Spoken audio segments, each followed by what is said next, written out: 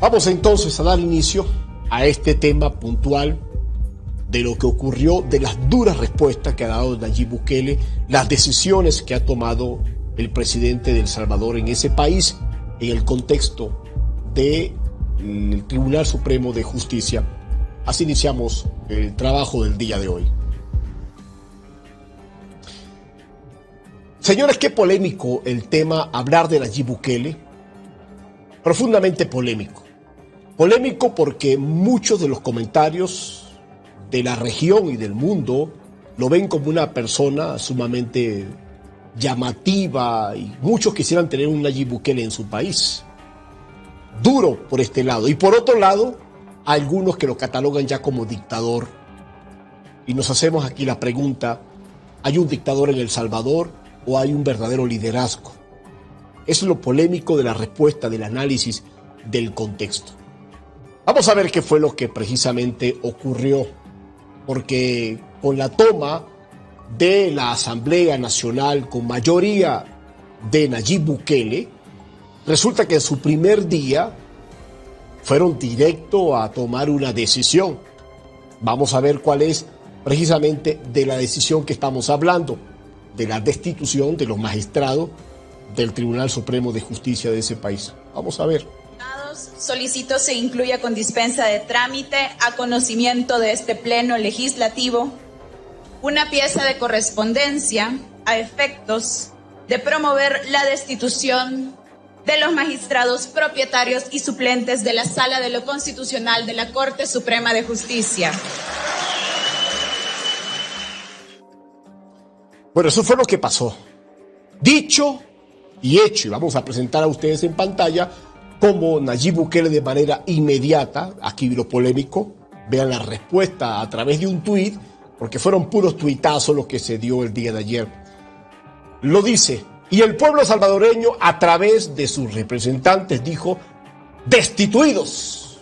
Suena duro. Y agrega los aplausos para que, como en una especie de celebración. Esto ciertamente generó reacciones. Pero vamos a ver, en principio, cuáles son las razones por las que se destituye al Tribunal Supremo de Justicia a través de la mayoría de los que hoy están en la Asamblea Nacional. Vamos a revisar entonces esa información, porque según las razones es que la Sala se autoconvirtió en un superpoder frente al Legislativo y Judicial, y así quebrantaba el equilibrio del Estado de Derecho. En segundo lugar, se debe a que la bancada, decían, se debe a los salvadoreños, no a una cúpula económica ni partidaria, y continuaremos trabajando para limpiar nuestra casa de funcionarios con intereses contrarios al bienestar del pueblo. Así lo dijo Suez y Callejas Estrada. Otra de las razones, la emisión de sentencias que limitaron las facultades indispensables para el control de la pandemia. Esta es una de las causas principales. Muchos controles, muchas limitaciones para el manejo de la pandemia. Vamos con otra, la modulación de sentencias para justificar las decisiones arbitrarias que generaron violaciones a derechos y garantías constitucionales. Otra de las razones, invasión a las funciones propias de otros órganos del Estado. Por eso se le llamó un superpoder frente a los demás órganos legislativos, y respeto al principio de legalidad como límite a las actuaciones de todo funcionario público. Según esas son las exposiciones por las que dieron de baja ayer al Tribunal Supremo de Justicia. Lógicamente esto generó todas las reacciones. Vamos a ver cuáles son esas reacciones. Esas reacciones que marcaron la pauta.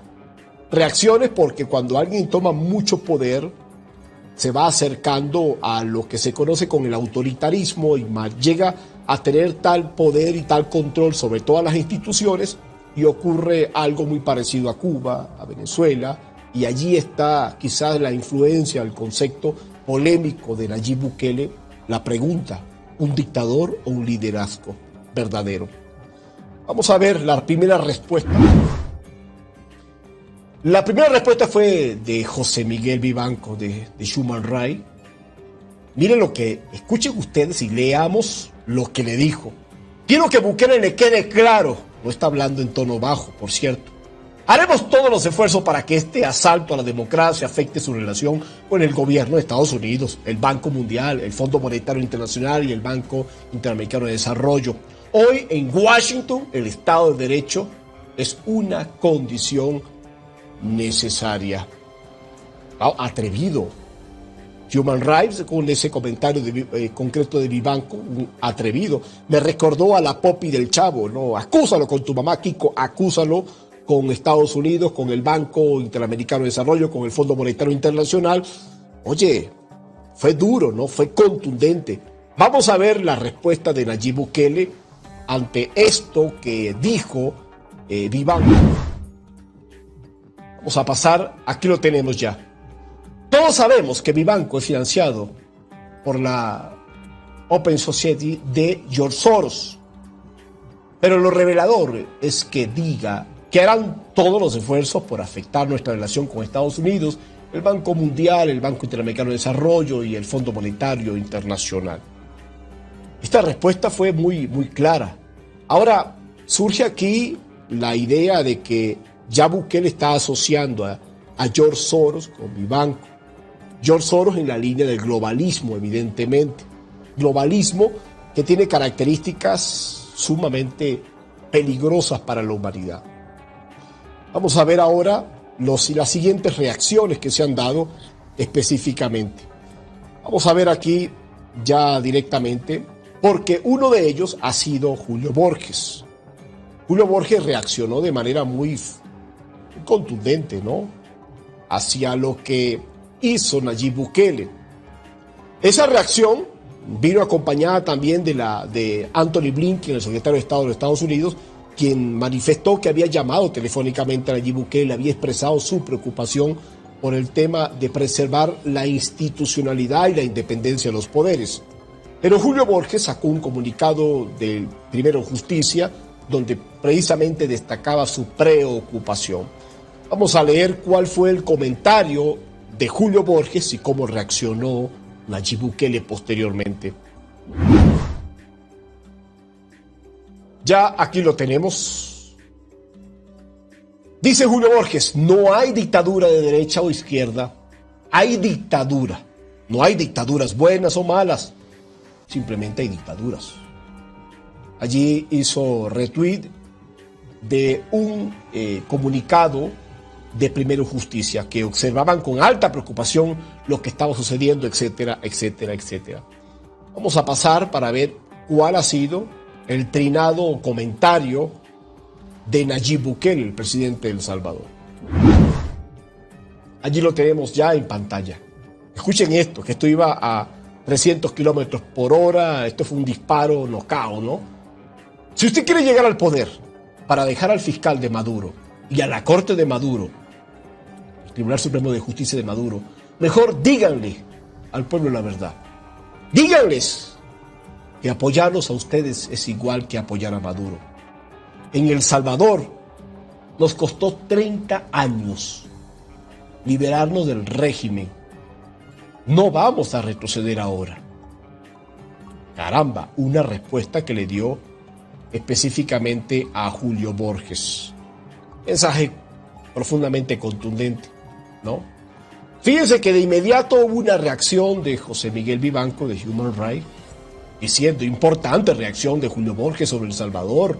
Este tipo de mensajes fortalecen la credibilidad de la oposición venezolana porque muestran que su causa no es oportunista e ideológica, sino que es por los derechos humanos y el Estado de Derecho. Quiero tomar la oportunidad, porque esto nos trajo mucha... Cuando ocurría todo esto, yo estaba reflexionando y analizando con el equipo de trabajo lo que estaba pasando en ese momento en El Salvador. Aquí nos hacemos una pregunta. Cuando dijimos liderazgo o dictadura, un tema bastante complicado por las emociones, la sensibilidad que puede generar la imagen de Nayib Bukele. Pero sí nos deja claro y hacemos una pregunta.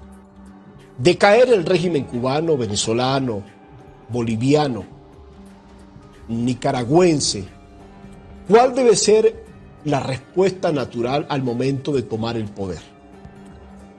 ¿Cuál será la respuesta? Creo que lo que acaba de ocurrir en Bolivia recientemente, de cómo la expresidenta, que hoy está en la cárcel, se comportó como que si realmente, sin haber liquidado literalmente al partido del MAS, declarándolo como una organización terrorista, el no haber, hecho un cambio específico en el Consejo Nacional Electoral, el no haber definido un trabajo unitario con los opositores, el no haber inclusive inhabilitado a Luis Arce porque era el economista mano derecha del dictador de Bolivia, entonces uno se pregunta, el no haber actuado con mano blanda trajo consecuencias. Si llega a caer Nicolás Maduro y se queda ese tribunal falso de Nicolás Maduro, esa falsa asamblea de Nicolás Maduro, ¿qué va a pasar con Venezuela? Pues se van a remontar otra vez en el poder. Entonces, entender las transiciones en este preciso instante no es nada fácil. Comprender cómo se debe manejar una transición debe ser un tema muy delicado. Y creo que en aras a la verdad, las dictaduras salientes tienen que enfrentarse con manos duras. Manos duras para hacer justicia específicamente. Yo creo, y sin temor a todo lo que puede generar mi comentario como canal hasta que caiga la tiranía, siempre he creído que el preservar las instituciones es muy, muy importante. El conservar cada una de las instituciones, porque eso preserva las democracias, tal como ha ocurrido en Estados Unidos, que cada uno de los poderes son independientes. Pero por otro lado, estamos viendo que el carisma que ha tenido Nayib Bukele en el pueblo salvadoreño se ha ganado su aprecio, se ha ganado su cercanía, y no solamente de El Salvador, sino de toda la región, toda parte del mundo. Digan lo que digan. Y esa fuerza obtuvo en las elecciones parlamentarias, obtuvo la inmensa mayoría. Y esa inmensa mayoría del Parlamento es la que está ahora tomando decisiones por la inmensa mayoría. Aquí donde está realmente, lo que sí está grave, lo que puede considerarse como un tema a cuestionarse, a revisar, si las pretensiones de Nayib Bukele es quedarse para siempre en el poder, esto hay que analizarlo, esto hay que revisarlo cuidadosamente. 2, las disidencias, ¿dónde quedan? En un Estado democrático siempre es necesario las disidencias. 3, ¿cómo queda realmente el tema relacionado con la independencia de los poderes? ¿Todos estos poderes van a ser independientes o van a responder exclusivamente a las peticiones de Nayib Bukele? Esto es en la parte delicada y esto se está todavía desarrollando, va en pleno proceso, y es por eso que también sería positivo que mantenerse al tanto de lo que va ocurriendo en ese país. Pero creo que en este instante el liderazgo, el carisma y las decisiones que la inmensa mayoría le está otorgando a Nayib Bukele están encaminadas en el proceso democrático, por un lado, pero se tiene que mantener la observación. Muchos quisieran tener un Nayib Bukele, y creo que en los procesos transitorios como Venezuela, Bolivia, Nicaragua o Cuba, se requiere un Nayib Bukele que tenga la mano dura, y el país va en pleno desarrollo. Esto es la parte que a muchos tal vez les pesa, les duele, pero es la verdad.